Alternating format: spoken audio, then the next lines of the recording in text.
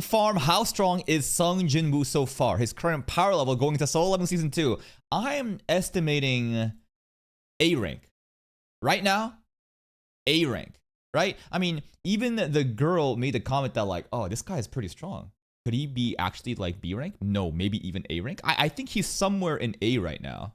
As strong as Sung Jin-woo becomes all throughout Solo Leveling, none of it would have been possible if not for the system. Yep. This is the very tool enabling his leveling, and it's the sole reason his body is even able to handle these powers. What serves as the foundation for all that, though, is the 5 core attributes Sung currently focuses on improving. I forgot about this, but like these stats, if you improve them, like it doesn't just like translate into like video game power, but like your entire like reality changes. You raise more intelligence, don't you become literally more smart? You raise your strength, obviously you become more strong. Like physically, like you change. The key stats defining his power, all of which enhance him exponentially the more he levels them. So, if we're going to understand how strong I know interest for mana, is, but there's something more beyond we that. Understand what these attributes do for him. Strength increases all his physical stats, and that in turn translates to hitting harder and moving faster. Agility then allows him to see faster, and that in turn translates to an improved reaction time. Sung likes to describe it as time itself slowing down for him, but in actuality it's him just perceiving things faster. So the more he enhances it, the slower things start to appear for him. Hype. Next is vitality, and that increases both HP and stamina. 2 essential elements that make him tankier and less likely to hit the fatigue limit.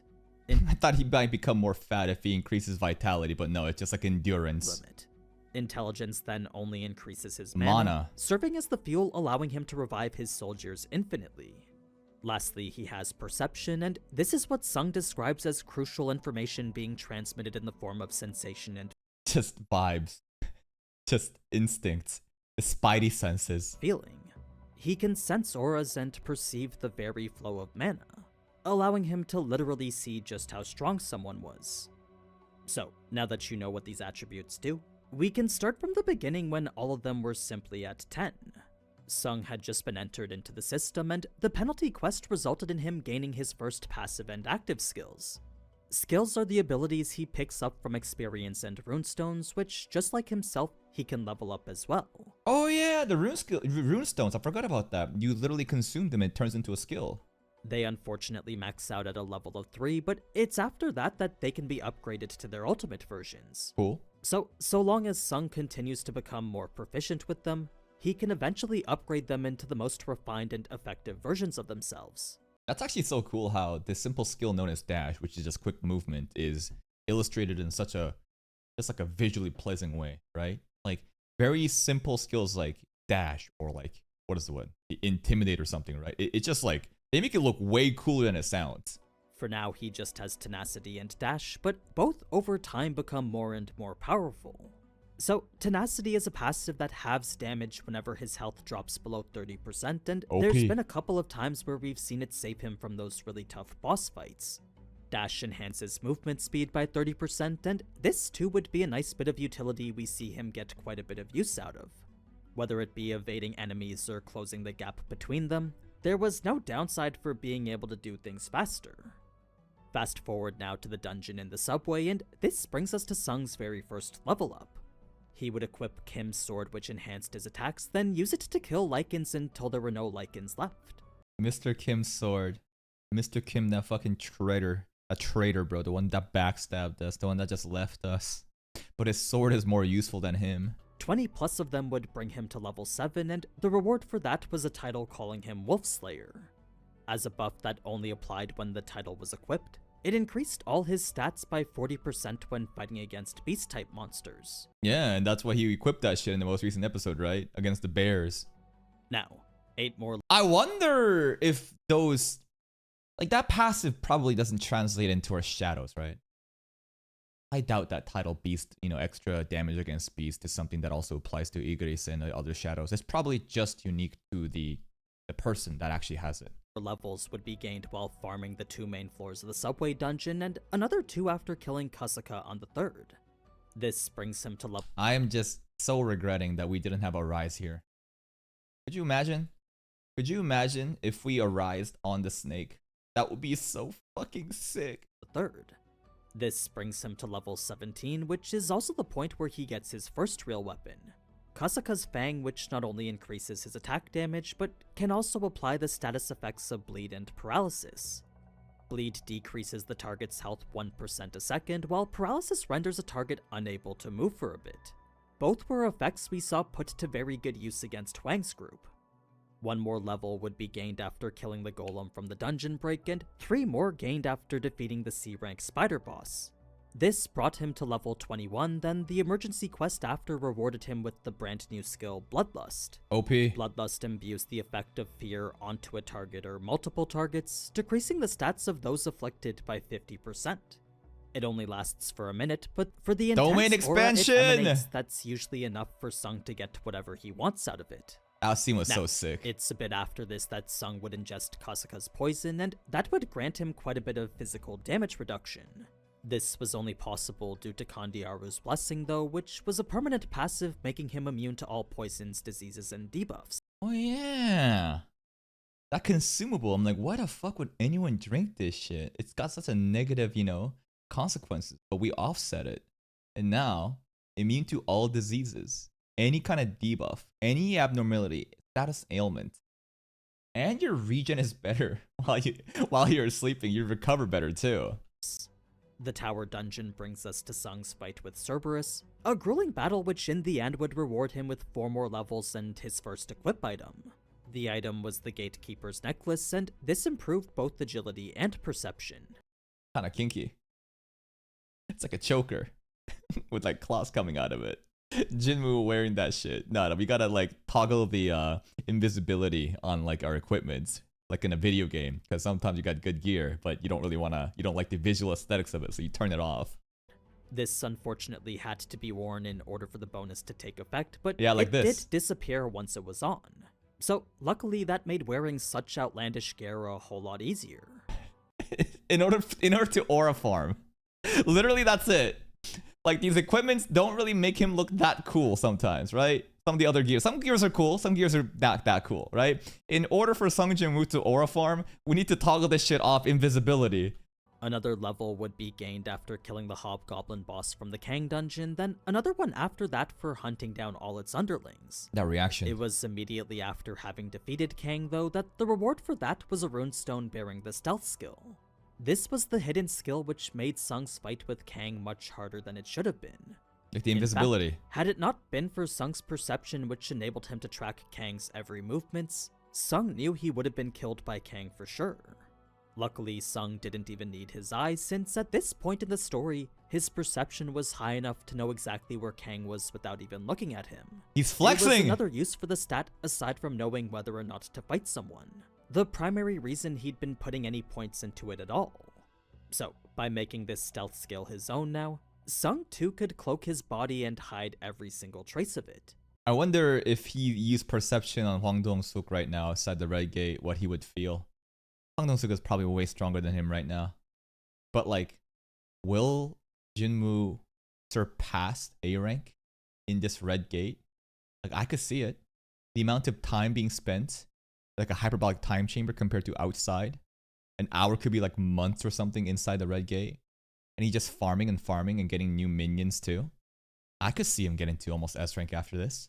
He could easily approach enemies. Also, there is in the trailers, there was a specific line about how Jinmu's he's going public, right?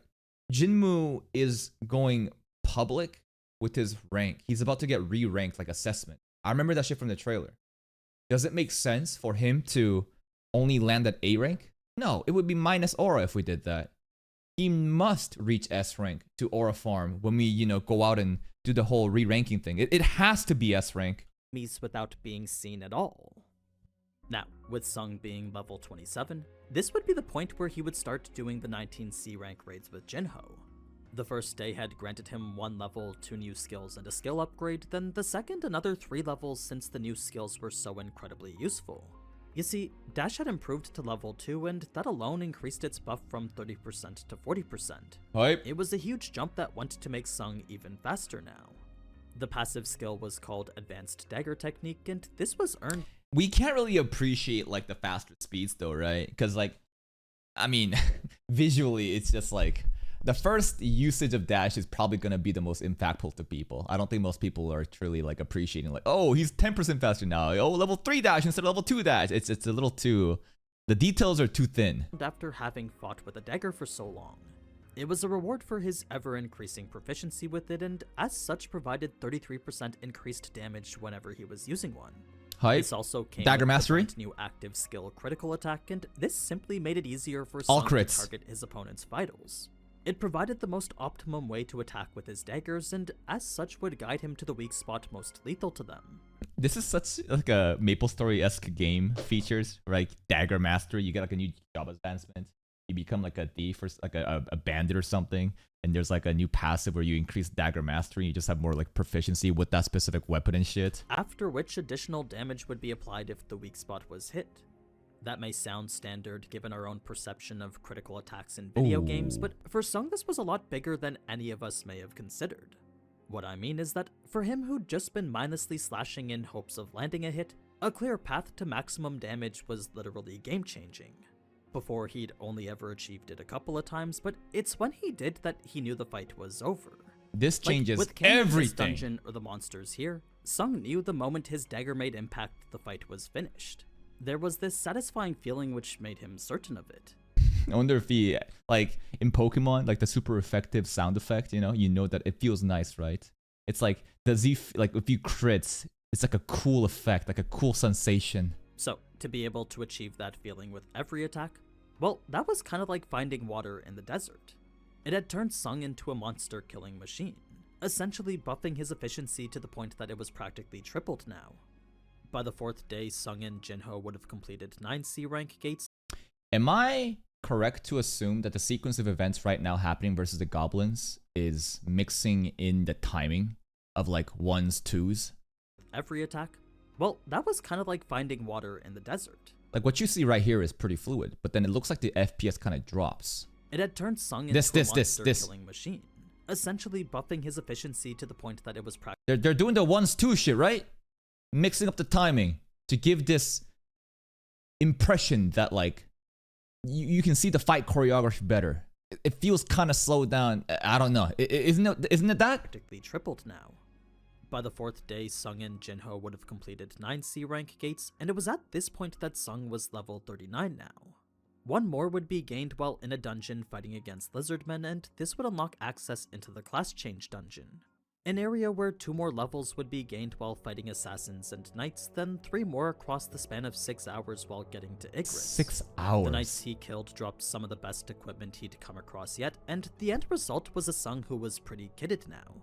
Unfortunately, the gloves, ring, and shoes didn't specify what they did, but the breastplate and gauntlets both added another 10% physical damage reduction together. I heard this is actually really, really important against the fight against Igris. It also helped that the gauntlets prevented any injuries to the wearer's hands, an additional effect that would come in handy when fighting Igris. Yeah, that one. I was like, I remember something about, these items being important last year. That was it. Again, these armor pieces didn't actually hinder him, since the instant they were equipped, they would vanish as if not even there anymore. Aura farming. Can't, let these shitty-ass equipments, ruin Sung Jinwoo's trip. They did encumber him if a stat wasn't above a certain level, but that was a growth issue Sung never had to worry about. 2 more levels would be gained after defeating Igris, then another 4 while farming centipedes during the penalty quest. This had also brought critical attack to level 2, and that in turn increased the damage done when a weak spot was hit. More importantly than all that, though, was the first S-rank item Sung had earned as a drop from Igris. His helmet. It didn't have an effect that made it anything particularly special, but the stats it gave were by far the best out of any of his equipment. Now this one, I would not toggle the invisibility on. I probably actually would wear the helmet. If this is a video game and I got a drop like this, I'd be like, you know what? I actually want to flex the helmet. I mean, the 15% physical damage reduction alone made it top tier already, then those additional 40 stat points just made it better. It was as if the Gatekeeper's necklace and Kasuka's poison were combined into one. So, with that bringing his stats to this, Sung was ecstatic from all the massive boosts he'd just received. In fact, it was actually a core part of making the centipede farming that much easier for him. The gold he got from that was then used to purchase Night Killer, and this would be the dagger Sung would stick with until the Red Gate. Our It special was much shop. stronger than Kasuka's since it tripled the damage it did, and it also came with the effect of doing 25% more damage to heavily armored opponents. And this is still only a B rank dagger, man. Yo, we're gonna get like, remember like what, imagine what like an S rank dagger is gonna be like. Sung did consider using both daggers, but to him he felt that would be way too cumbersome. Dual wield! Like, if he wanted to retain mobility and remain flexible in combat, then Sung knew he needed to keep his left hand open. Okay. Now, it was shortly after that Sung would finally activate the runestone he got from Igris, a new active skill called Ruler's Touch, which at its Oh, this is like the force, right? You like pull shit in. core allowed him to physically manipulate objects without ever touching them. Yeah. It was pretty much telekinesis, and the extent to which it worked depended of course on how proficient he was with it. So, right now if he wanted to move something a whole lot bigger than him, he wouldn't be able to since he wasn't skilled enough yet. You can probably pull That'll a dagger. definitely change over time, but until he uses it more, that's currently what he's limited to. Going back to the class change dungeon now, after killing a mage by throwing his dagger, Sung had earned himself another active skill called Dagger Throw. This increased his damage whenever a dagger was thrown and would become more accurate the more proficient he was with it. A neat synergy he found with his Ruler's Touch skill was that by applying it to his dagger Throw it and then pull it back. And throw it and pull it back. whenever it was thrown, he could increase its momentum and make it do even more damage. Okay. So, that was all directly on the path to becoming a necromancer, and as we know, that was simply a means to promote him to Shadow Monarch. That's right. The special extra bonus time, right? The bonus time, the longer that we were able to stall time, the better like the job specialty would be. So necromancer, we are a necromancer, but we're like a very specialized necromancer. He's a monarch of shadows, but I like to call him the mewing monarch. An upgrade that would unlock 2 skills, a title, and a whole bunch of bonus stats. His new title gave him a 1% stat increase for every 1% health he was missing, and he would keep it equipped unless he knew he was going up against beast-type monsters. That shit's actually so OP. There is a unit named Bloodblade Karen in a game called Epic 7, where the thing busted about her is that she has an immortality passive, turn-based game, where the less HP she has, the more stats that she gets on percentage base. This is the exact same thing. The more you're about to be dead, you're like 1 HP, every other of your stats is so fucking cracked. His skills were all related to his class, and they were the abilities to create shadow soldiers and store them. Shadow Extraction creates soldiers by extracting mana from a recently deceased target, while Shadow Storage allowed them to be stored within his shadow. Go back? From a recently deceased them. Shadow Extraction creates soldiers by extracting mana from a recently deceased target, while Extracting mana from... Oh, I thought that this is something about like we can farm mana from the corpses, but no, this is the act of creating the shadows. Shadow Storage allowed them to be stored within his shadow. They could then be summoned freely at 0 cost to him, then absorbed back whenever he wanted. Only time that we need mana is if they take damage and die. We need to recreate it, right? The number he could store was always less than the number he could extract, but if there was ever a time when a battlefield was riddled with targets for shadow extraction, those extra numbers would certainly make a difference, even if they were only going to be present for that battle specifically. The extras would all be returned to the Void once the battle was finished, since their existence was, after all, only possible when in the vicinity of him. I wonder what they do when they're not called. The day in the life of Sung Jin-woo's shadow. What do they do? They hang out? Do they play games? Do they sleep? They're just waiting. They're just waiting for the master's orders. They just chilling. I like to think of like they have like a frat house. I don't know. It's funny to imagine that they have like a frat house where they're all just chilling on a couch and just playing ping pong and just, I don't know, just watching TV and just waiting for boss's orders. But anyway, with Sung being at level 51 now, it's hard to say whether he's individually as strong as an S rank, but when you add all the powers and shadow soldiers which fight alongside him, his overall rank would definitely be up there. Okay. This is the level he's at the end of Season 1, meaning in Season 2, he's already most likely one of the strongest hunters in the entire country. Yeah. That's just how strong Sung Jin-woo is so far. It's also a bit embarrassing, I guess, for our country. Like, no disrespect to Jinwoo, but it's only been one fucking season. And in terms of the amount of chapters that's been covered from the webtoon, I doubt that we're really even like in the mid game yet. And he's already one of the best in Korea, which really says a lot about Korean hunters right now. It's kind of an L, I'm not gonna lie. His current power level going into season 2. But yeah, that's a quick spoiler-free overview of Sung's power. If you want to see the full video covering the rest of it, then you can watch that over here. I think we already watched, both these videos. But thank you, Mr. Aninews, for another great farm. I love his content. Covers cut content too, but gives us recaps and summaries of all the important things in a spoiler-free way, which is the most important thing. Spoiler-free way. Here's a link to his channel. Go sub to his channel. Go like his videos. I'll see you next time.